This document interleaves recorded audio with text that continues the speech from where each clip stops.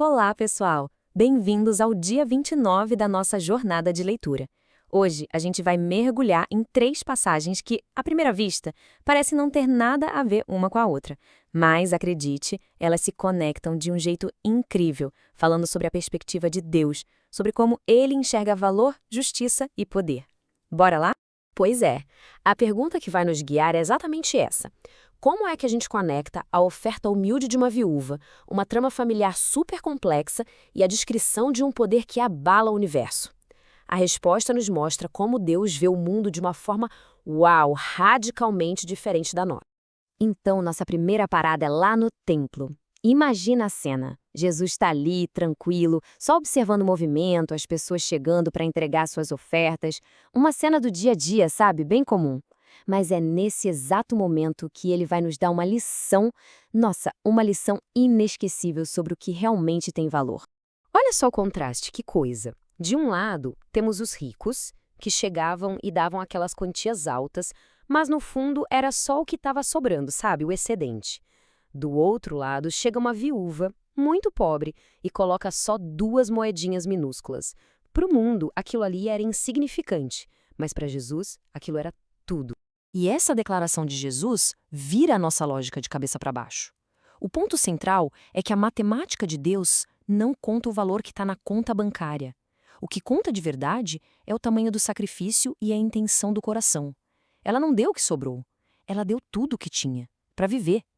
Isso é um ato de confiança total.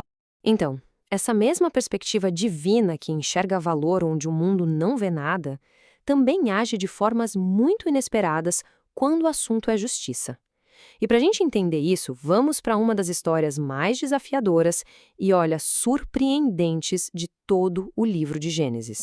A história de Judá e Tamar, à primeira vista, pode parecer um baita escândalo. Mas, por trás dessa trama chocante, existe uma busca desesperada por justiça, pelo cumprimento de uma promessa e pela continuidade de uma linhagem que era absolutamente crucial. Essa história é complexa, então vamos organizar os fatos. Primeiro, Judá nega a Tamar o direito que era dela por lei de se casar com o terceiro filho dele. Em resposta, o que ela faz? Executa um plano extremamente arriscado para expor a injustiça do sogro. Para isso, ela consegue pegar objetos pessoais dele como prova inegável. E no final, quando Judá já está condenando ela à morte, ela revela as provas e o força a uma confissão pública. E a confissão de Judá é o clímax de tudo. Ele diz: ela é mais justa do que eu. Num sistema totalmente patriarcal, essa admissão é devastadora e revolucionária. Isso mostra de um jeito brilhante como Deus pode usar meios chocantes, não convencionais, para trazer a verdade e a justiça à tona, mesmo quando as estruturas humanas falham completamente. Agora vamos sair um pouco desse drama humano e subir para uma escala cósmica.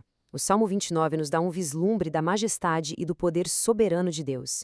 E é o mesmo Deus que se importa com a menor das moedas e com a justiça para quem está à margem. O Salmo começa com essa imagem, a voz de Deus ressoando sobre a imensidão das águas.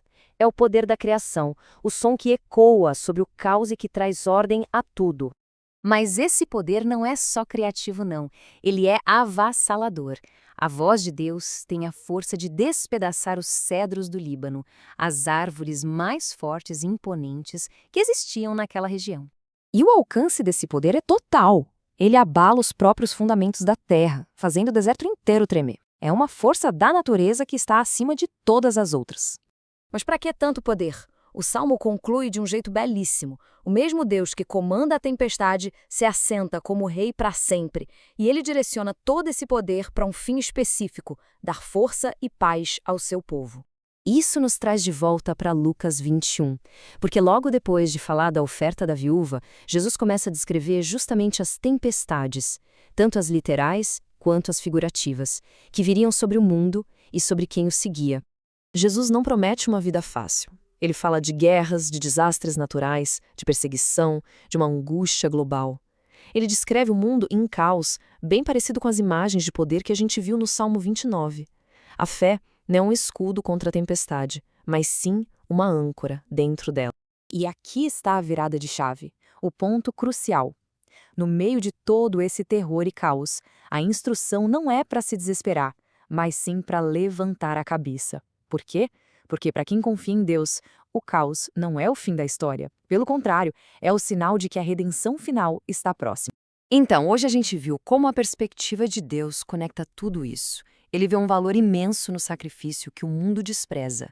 Ele opera a justiça de maneiras que chocam as nossas convenções. E ele usa seu poder soberano que abala o universo para garantir a força, a paz e a redenção final do seu povo. Se essa análise ajudou a conectar os pontos e a aprofundar a compreensão, não se esqueça de curtir e de seguir o canal Pneuma BR. Assim, a gente continua junto nesta jornada diária de descobertas através das Escrituras. E para fechar, fica uma pergunta para a gente refletir. Sabendo que o Deus das tempestades cósmicas também vê o valor do nosso menor sacrifício, como podemos hoje, nas nossas próprias tempestades, oferecer tudo o que temos em confiança, com os olhos fixos na redenção que se aproxima?